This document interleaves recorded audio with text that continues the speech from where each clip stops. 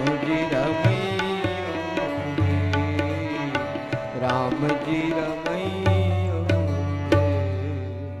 मति कीरति गति भूति भलाई, जब जही जतन जहां दे। इस जीवन में जिस जिस व्यक्ति की कीर्ति हुई है, जिस जिस व्यक्ति का यश हुआ है, मैं कह सकता हूं उस व्यक्ति के हृदय में परमात्मा के प्रति प्रेम है।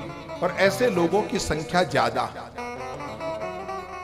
जो लोग नया नया व्यापार सीखते हैं ना, वो किसी वेश्य से कंजूसी तो सीख जाते हैं, बणिये की कंजूसी तो सीख जाते हैं, पर बणिये की उदारता नहीं सीखते। एक दृष्टांत है कि एक बार किसी बणिये के यहां पे एक कोई कारीगर जो मकान का काम करने वाला था, वो गया तो बणिया बैठा बैठा वहां पे यूं अंगुली से घी लेकर के पीपे में डाल रहा था, और वहां घी बचा कुछ नहीं था, और वो बातें करते जा रहा था। और आदत से तो सामने वाला देख रहा था, भाई इतना कंजूस बणिया मैंने कहीं नहीं देखा।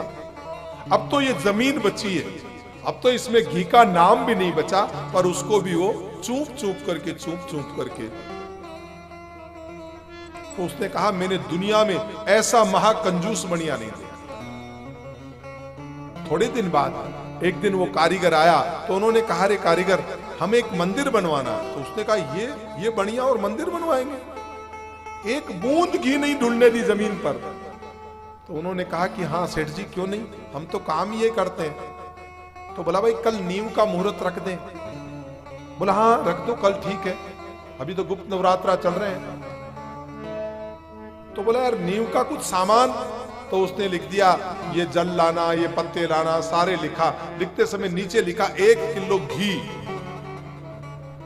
तो सेठ जी ने कहा, भाई घी का क्या करेगा, नीम के मुहूर्त में घी का क्या लेन देन। बोला, नहीं सेठ जी, घी डलता है। बोला, घी डलता है? बोला, हाँ घी डलता है। तो बोला, अच्छा मैंने सुना तो नहीं। बोला, हम तो करते हैं ना। तो बोला, यार एक बात बता, अगर ज्यादा डाले तो? बोला, साहब जितना ज्यादा डालोगे उतना ही उत्तम होगा। तो उन्होंने कथा कहती है, अपने मुनीम को पूछा, मुनीम अपने दुकान में कितने टीन पड़े? बोला, 20 पीपे पड़े। बोला, 20 के 20 डाल दे नींद। कारीगर ने पैर पकड़ा, सेठ जी मैंने आपकी कंजूसी देखी थी, मैंने आपकी उदारता नहीं देखी। मैंने आपकी कंजूसी तो देखी, लेकिन मैंने आपकी उदारता नहीं देखी। एक तरफ आप एक बिंदु घी नहीं ढूंढने दे रहे थे, और जब धर्म का काम आया, जब उदारता का काम आया, आपने कह दिया 20 के 20 पीपे।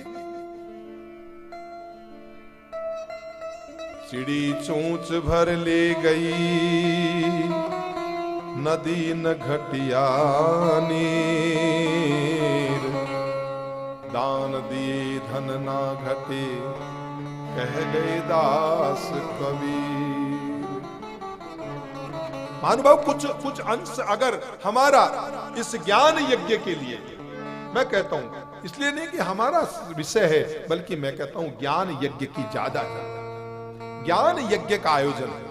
घर पे भी अगर मैं आपको भी कहता हूं, लोग हमेशा ये जागरण वगैरह करते, वहां पे भी क्या रहा है, सत्संग की जगह आजकल मत्संग हो गया। हमने पहली चर्चा में किया, भक्ति तो जवान हो गई, लेकिन ज्ञान और वैराग्य बूढ़े हो गए। श्रीमद् भागवत महापुराण की कथा में आता है, और वो ज्ञान वैराग्य कब जागेंगे, जब कथा हो। श्रीमद् भागवत महापुराण की कथा जब हुई है, तब ज्ञान और वैराग्य जवान हुए, जबकि ज्ञान और वैराग्य भक्ति के बेटे हैं। लेकिन वर्तमान युग में भक्ति जरूर है, कोई कहीं पैदल यात्रा जा रहा है, कोई जागरण कर रहा है, लेकिन मैं कहूंगा आप जरूर जागें, इस परंपरा को छोड़े नहीं, लेकिन जागने के साथ साथ आप उस ज्ञान में जरूर जागें। रात की नींद में जागने से अच्छा है आप ज्ञान में। ये परमात्मा की, और ये आपको सत्संग से मिलेगा। और आप अपने घर पे आयोजन करें 1 घंटे के, और मुझे बुलाएं। निस्वार्थ भाव से व्यासपीठ से कह रहा हूं, मुझे कुछ नहीं, आप भेंट मत देना, ये संगीतकारों को बुलाना हो तो इनसे बात कर लेना, नहीं करोगे तो मैं बिना संगीत के आपके घर पे बिल्कुल सहर है। ये मुझे आनंद आता है साहब, स्वांतः सुखाय कर रहे हैं। बाकी जीवन में कमाने के लिए और भी तो विशेष परमात्मा ने ऐसा घर में जन्म दिया है कि मांगने से यूं ही झोली भर जाती है। इतने आयो पर कृपानाथ आप अपने घर पे सत्संग करें, सत्संग की महिमा को पहचाने, क्योंकि एक घड़ी आधी घड़ी आधी में पुनियाद, तुलसी संगत साध की करे कोटि अपराध। अगर हम सत्संग करते हैं तो सत्संग की इतनी महिमा है। मति कीरति गति भूति बलाई, जब जही जतन जहां ले। और जो सो जानब सत्संग प्रभाव, इस सच्चाई को जो जानता है, सो जानब सत्संग प्रभाव, लोकहु वेद न आन। इस सत्संग का जो प्रभाव हो सकता है दुनिया में दूसरा किसी का नहीं हो सकता। आम घरों में आप रोज देख रहे हैं, भाई से भाई झगड़ा कर रहा है, लोभ के कारण, हम अपनों के कारण, अपनों के लिए ही हम कोर्ट कचहरियों में चक्कर लगा रहे हैं। छोटा छोटा लोभ, उसके कमाने का नहीं सोचेंगे, उसी के भीतर, उसी चक्र के भीतर घूमते रहेंगे। और जितना उस कोर्ट कचहरी में आप चक्कर लगाते हो ना, उतना समय तो अगर कुछ नया अर्जित करने में लगाते तो न मालूम उतनी संपदा और खड़ी हो जाती। कई लोग तो अपना जीवन इन कोर्ट कचहरियों में, इसलिए रामचरितमानस की कथा कराओ। यहां ग्रस्त जीवन की जब हम चर्चा करेंगे, उस पूरे ग्रस्त में कहीं युद्ध नहीं है। कांड का नाम ही अयुद्ध कांड, अयोध्या कांड, जहां युद्ध नहीं है।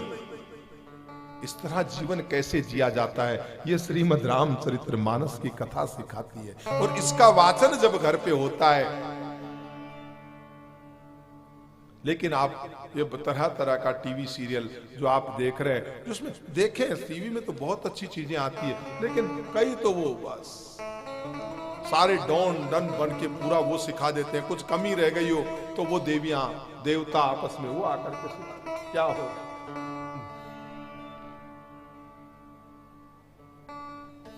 और आदमी सत्संग नहीं देखता है, वहां ज्यादा उनका इंटरेस्ट है। जो भी हो, तो महानुभाव कहने का मतलब है कि सत्संगत की महिमा का गान नहीं किया जा सकता। सो जानत सत्संग विवाहु, लोको वेदन आनो पाओ। बिनु सत्संग विवेक न होई, राम कृपा बिन सुलभ न सोई। सत्संग के बिना व्यक्ति को और सब मिल जाएगा, लेकिन ज्ञान नहीं मिलेगा। बिनु सत्संग विवेक न होई, राम कृपा बिनु सुलभ न सोई। सत्संगत मुद मंगल मूला। और आपके मंगल का अगर कोई मूल है तो वो सत्संगत है। सत्संगत मुद मंगल मूला, सोई फल सिद्धि सब साधन फूला। सत्संगत मुद मंगल मूला, सोई फल सिद्धि सब साधन फूला। आपके मंगल का मूल जो है वो सत्संग है। और इस सत्संग का जो फल है, सोई फल सिद्धि, सब सिद्धियों का फल जो है वो सत्संग है। बाकी के साधन जितने भी आप करोगे, इस कथा भागवत के अलावा, सत्संग के अलावा आप जितने साधन करते हैं, चाहे आप यज्ञ करते हैं, चाहे जो भी करते हैं, या जो भी आप कर्मकांड करते हैं, शास्त्र ने कहा है सब फूल है, ये फल है। सोई फल सिद्धि, केवल सत्संग और कथाएं सिद्धि, उस सिद्धि का फल यही है। बाकी सब साधन फूला, वो केवल फूल ही है, ये फल है। सोई फल सिद्धि सब साधन फूला। महाराज, सत्संग करने से व्यक्ति पाप को प्रकाशित करता है। सत सुधरई सत्संगत पाई। अब ये सट कब सुधरेगा? जब तक उसको अपनी गलती का महसूस नहीं, वो अपने को सठ नहीं मानता, सही मानता रहेगा, जब तक वो सुधरेगा ही क्यों। आमतौर पे आदमी करता क्या है महानुभाव, अपनी अच्छाइयां तो उजागर करता है, उनको तो दिखाता है, लेकिन अपनी जो कमियां हैं, अपने जो पाप हैं, उनको छुपाता है। आमतौर पे आदमी जो है वो अपनी प्रशंसा चाहता है, लेकिन अपनी कमियों को छुपाता है कि कोई मुझे गलत न कह दे। और ये प्रशंसा भी एक रोग है। एक तो शरीर को शुगर होती है, वो बीमारी तो है ही, तो व्याधि की शुगर वो हो गई, लेकिन जो मन का रोग होता है, आधी की शुगर है प्रशंसा। और ये प्रशंसा की शुगर भी दुख देती है। कहते हैं राजा के कोढ़ हो गया, तो गुरुजी के पास गया और गुरुजी को जाकर के कहा कि गुरुजी मुझे कोढ़ हो गया। तो बोला राजा कुछ नहीं हुआ, तेरी प्रशंसा बढ़ गई। बोला गुरुजी मैं अच्छा काम ही करता हूं तो प्रशंसा होगी। बोला बेटा प्रशंसा तो बढ़ी, लेकिन प्रशंसा की शुगर हो गई। तो बोला क्या करूं? तो बोला ऐसा कुछ कर कि लोग बिना बात तेरी बुराई करें। गुरुजी मैं ऐसा क्या करूं, मेरे स्वभाव में नहीं है। बोला स्वभाव में नहीं है तो डाल। ये ज्यादा प्रशंसा जो है ना, ये आदमी में अहंकार पैदा कर देती। मेरे गुरुजी बाबा जी कहते थे बेटा अपने से छोटे आदमी के साथ जीवन जीने से दो नुकसान हो सकते हैं। क्या? अगर उसने कह दिया अरे महाराज आप तो बहुत सुंदर कहता, हाँ हाँ आप जैसी कोई नहीं करता, आप जैसी, अहंकार पैदा हो गया, प्रगति रुक गई। और अगर आपसे ताकतवर है तो आपको अपने जैसा बना देगा कि सीढ़ी व सपूती व और महाराज जैसी टूटी। ताकतवर होगा तो सत्संग की राह छुड़वा देगा। और अगर आपने यूं लगाने लगे अरे साहब क्या बात क्या बात क्या बात क्या बात, हो गया, प्रशंसा का रोग लग गया, प्रगति रुक गई। तो राजा तेरा कोढ़ मिट सकता है एक कारण से, अगर कोई तेरी गिला करे, कोई तेरे लिए बुरा कहे। बोला मेरे लिए कोई बुरा क्यों कहेगा? बोला कोई झूठ ही कहे। तो बोला महाराज आप बताओ क्या करूं? बोला तेरे एक छोटे भाई की औरत विधवा हो गई। बोला हाँ महाराज। तो तू ऐसा किया कर, शाम को 7 बजे अपनी चारपाई उसके आंगन में लगा दिया कर, और रात को 11 बजे उठ के अपने घर आ जाएगा, और कुछ नहीं करते। अब वो लोग निकलने लगे। लोग तो लोग होते हैं ना। किसी ने कहा अरे प्रेम सिंह जी देखो कितना भला, यहां तो चालू हो गए। लोग होते हैं ना, लोग तो लोग होते हैं, कुछ तो लोग कहेंगे। लोगों का काम है कहना, छोड़ो बेकार की बातों को, तुम अपनी धुन में। हम यहाँ कथा कह रहे हैं तो भी क्या लोग अच्छा कह रहे होंगे? लोग तो लोग हैं। वो आलोचना होने लगी तो राजा के पैर जो सफेद हो गए थे वहां थोड़ा कालीपन वापस आया और वापस चमड़ी ठीक हुई। उन्होंने कहा गुरुजी मैं तो मजाक समझ रहा था, ये तो सच में बड़ा अच्छा प्रयोग हो गया, ये मेरे पैर वापस पूरा। अरे बोला अभी आलोचना होने दे, खूब जाएगा। अब वो तो रोज सुबह 6-7 बजे और वहां, और आलोचना बढ़ी तो धीरे धीरे राजा का पूरा कोड।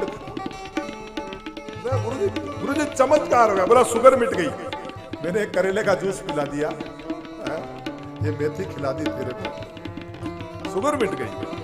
तो बोला गुरुजी वो तो मिट्टी, पर ये थोड़ा सा यहां रह गया। बोला राजा ये नहीं मिटेगी। क्यों? कि ये मेरे हिस्से की है। अगर मैं भी तेरी गिला करूं तो मिटे, लेकिन मुझे इस सच्चाई का मालूम है, इसलिए मैं तेरे ऊपर झूठा आरोप लगाऊंगा नहीं, और ये मिटेगी नहीं। इसलिए इतनी सी तो पहचान के लिए रहने दो। तो महाराज कहते हैं जिसका पाप प्रकाशित हो जाता है उसके पाप का विनाश हो जाता है, तब वो सच सुधरता है। जब तक पाप प्रकाशित नहीं होता, अपने आप को जब तक वो व्यक्ति सही मानता रहेगा महानुभाव, तब तक वो कैसे आगे बढ़ पाएगा। कहते हैं ना, मनुष्य स्वयं जो है वो पाप को गुप्त रखता है, पुण्य को जाहिर करता है। पाप को मन में छिपा करके रखता है, इससे उसका जीवन बिगड़ता है। और जो लोग पाप छुपाते हैं, इसका मतलब वो पाप छोड़ना नहीं चाहते, वो जानते हुए भी पाप को पकड़े हुए बैठे हैं। दुर्योधन जानता था कि ये पाप है। दुर्योधन ने कहा कृष्ण से कि जानामि धर्मम नैचे में प्रवृत्ति, आई नो व्हाट इज धर्मा, मैं जानता हूं, लेकिन मेरे से पाप छूटते नहीं। मैंने यही कहा था हनुमान जी महाराज से, हमने भी कहा हमारे भी पाप हमसे नहीं छूटते। ये हनुमान जी महाराज, लेकिन आप हरहु क्लेश विकार, आप जबरदस्ती से हर लेना, हम छोड़ने वाले नहीं हैं। भले ही हम यहाँ कथा के माध्यम से प्रवचन कहें, लेकिन हम भी प्रशंसा के गुलाम हैं।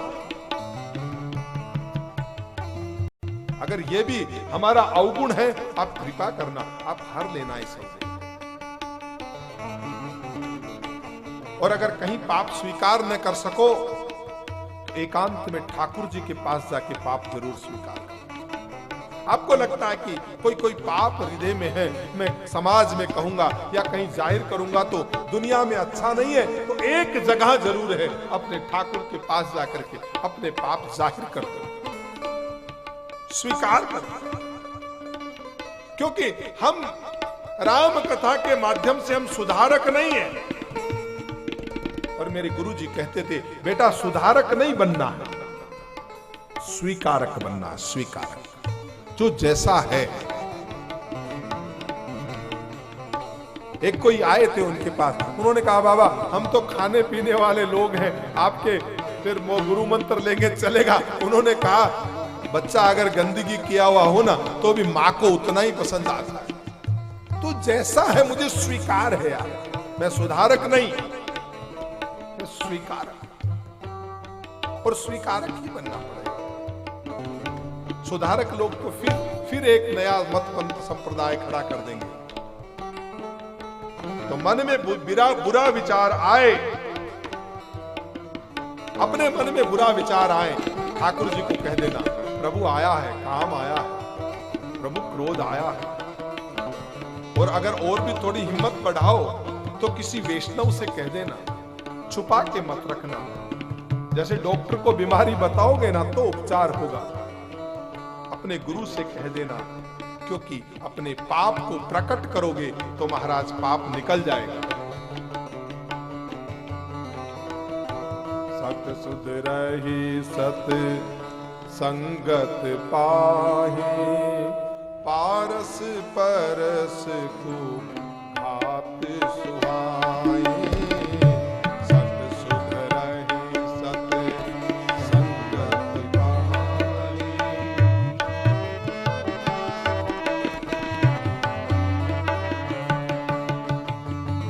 विधि बस सूजन कुसंगत परहि, फनि मन सम निज गुण अनुसरहि। विधि बस सूजन कुसंगत परहि, फनि मन सम निज गुण अनुसरहि। इति हरिहर कवि ओ विद्वानी, कहत साधु महि मास उदारी। भूषण कही जात न केसी, साक बनी के बनी गुण गण जैसे। वंदव संत समान चित, हित अनहित नहीं को। अंजल गत शुभ सुमन जिनी, सब सुगंध कर दो। संत सरल चित जगत हित, जान स्वभाव सने। काल विनय करि करि कृपा, राम चरण रति दे। सियावर रामचंद्र हरि हर हो।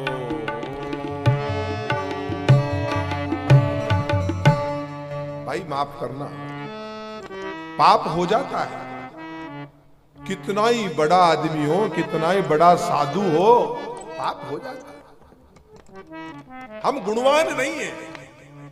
एक परमात्मा के अलावा कोई भी आदमी पूर्ण गुणवान नहीं है। हम तो गुण दोष नहीं, हम तो सत्व रज और तम तीनों का मिश्रण है। अब उसमें न्यूनाधिक घटा बढ़ा चलता रहता है।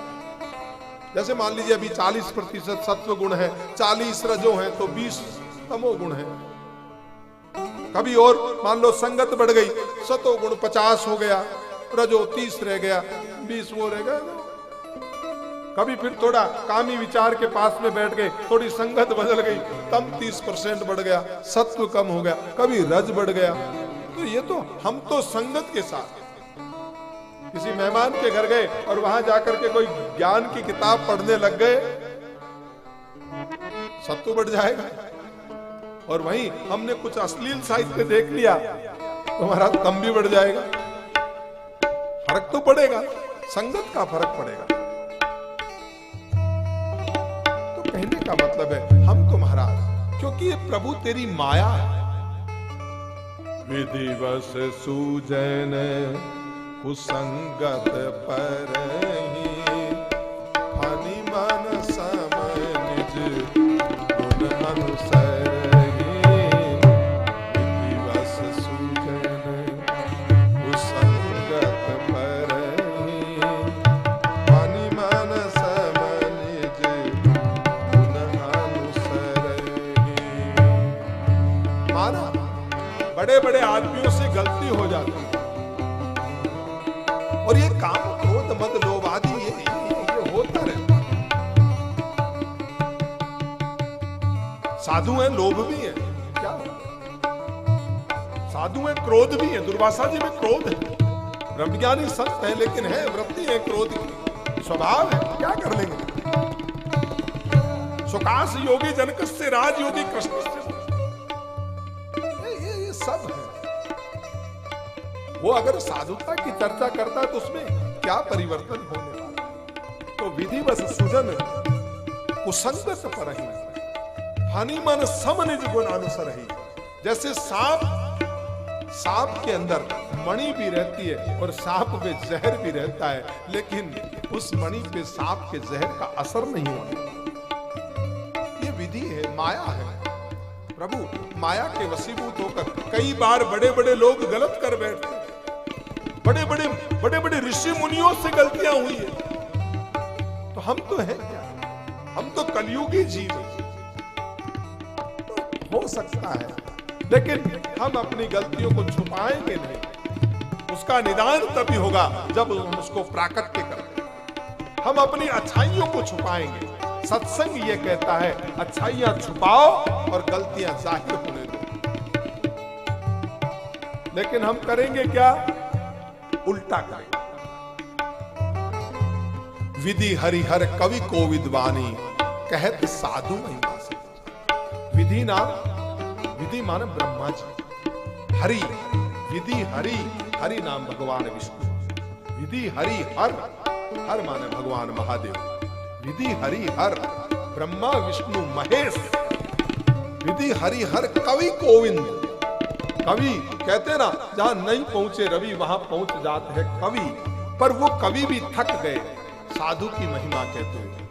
कहत साधु महिमा सकुचानी, सोमो सन कही जात ने कैसे, साख बनिक बन गुन कैसे।